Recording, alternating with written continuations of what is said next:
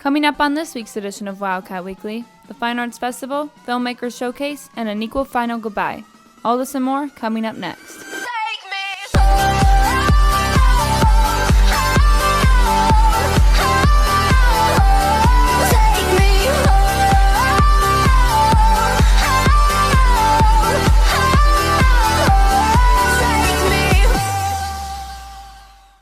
Hi, and welcome to this week's edition of Wildcat Weekly. I'm your host, Emma Smith.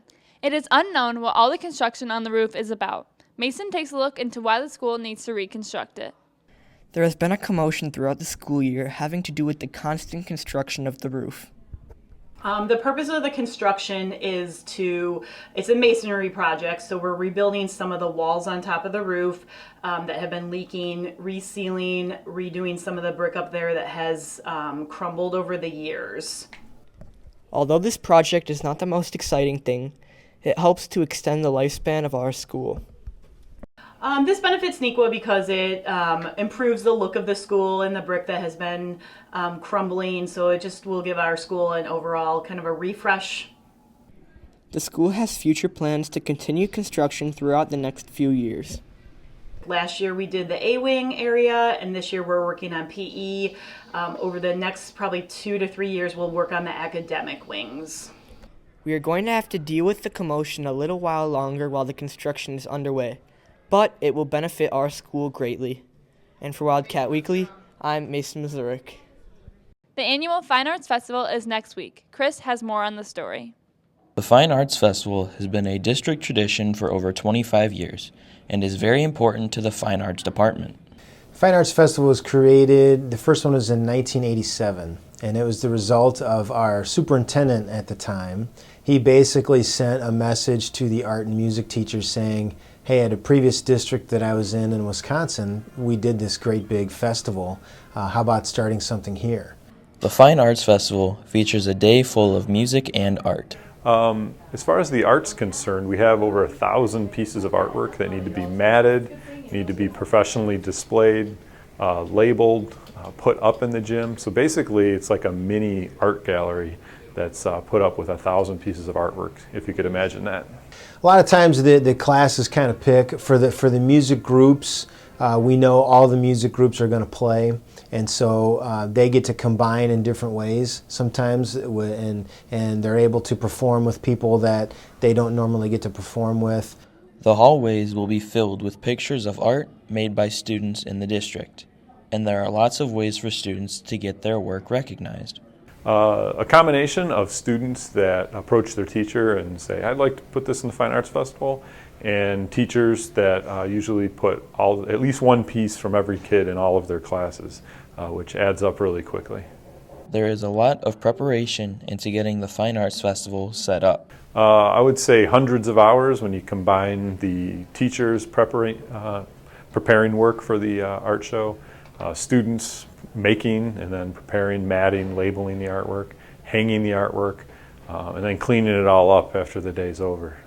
Come enjoy a day full of music and art Saturday, May 20th from 9 a.m. to 4 p.m. And for Wildcat Weekly, I'm Chris Bagayski. As the end of the year is approaching, so does a very important teacher's retirement. I look into Mr. Vandeler's last few weeks here at Neuqua. Well, it's difficult for me to think about one impact. I think about many impacts. Probably the most important impact that I believe is the fact that he's been a long-term faculty member. He's been here since the place opened, and whenever you are here since August 1997, you carry with you all of the ideas that founded the school in those very first days. I think what was kind of neat about Neuqua was also, though, you had teachers coming from the middle school, we had teachers coming from other districts, some parochial districts, and it was a real neat blend. And I think it was that issue of blending really created the sense of what the school's about. Just his contribution of being a great artist and a great art teacher and getting other students enthusiastic about art and leading other art teachers. One of the things that I have always tried to have my kids understand is if I could give them one great gift, it would be to see the world. And I think that sense of working as a teacher opens up some of that sense of seeing the world. And I think that probably is a really rewarding thing as an art teacher and a teacher overall. A major contribution he had was when our district really started looking at issues of equity and fairness and race and diversity. He was at the forefront of that movement and very, very involved in our building equity teams. When you're a brand new person at a brand new job, it's nice to have a friend. And that's something, that welcome, being welcomed in that way, just means so much. And that'll go on, even after Mr. Vandeleur retires. I just value his perspective, his wisdom, and his friendship. Wow, what am I going to miss? It's going to be the professionalism, not just the niceness. We have great, wonderfully nice people, but boy, oh boy, the professionalism. And that, I think, at the end of the day is what I think Nequa is really about, is just wonderfully caring people, but boy, so professional, so top of their game. Thank you for all these wonderful years of teaching, Mr. Vandeleur. And for Wildcat Weekly, I'm Emma Smith. We may watch Wildcat Weekly every Friday, but there is a lot of work done by media students not in the journalism program that is left unseen. Scott and Keegan take a look into the upcoming Filmmaker Showcase. Production students like to emphasize the hard work they put into their creations. Many hours and many months contribute to the overall outcome of their projects.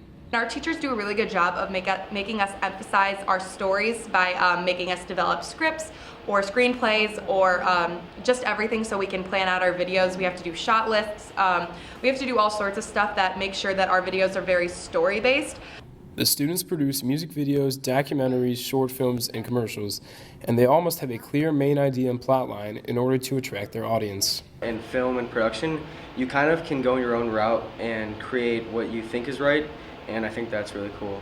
These developed and finished projects are then displayed at the annual Filmmaker Showcase. So the Filmmaker Showcase is basically when all of the production students can put in their videos that they want other people to see and what they've been working on in the past year or 2 years or so. So I'm putting in a music video and a couple of other videos, and I'm really excited to show what I've been working on. Despite their work not being seen as much, the showcase is still a big deal to many of the students. I mean, if you see a production kit in the hallway, half the time people are like, oh, is this for Wildcat Weekly? And we'll just say, yeah, and keep walking or whatever. Whereas the Filmmaker Showcase is a time to really showcase our work and our creativity and kind of see how creative your classmates are when you don't really get to see that most of the time. So it's a really important thing for all of us production students.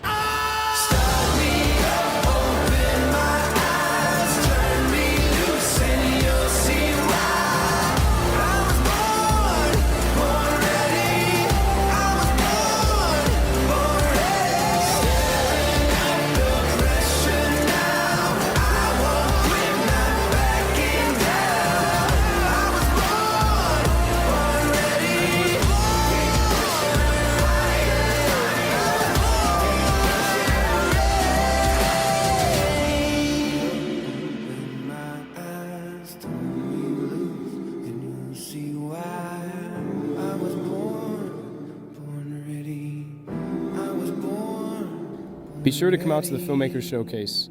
And for Wildcat Weekly, along with Keegan Sharko, I'm Scott Anderson. Thanks for watching this week's edition of Wildcat Weekly. Have a great weekend, Wildcats.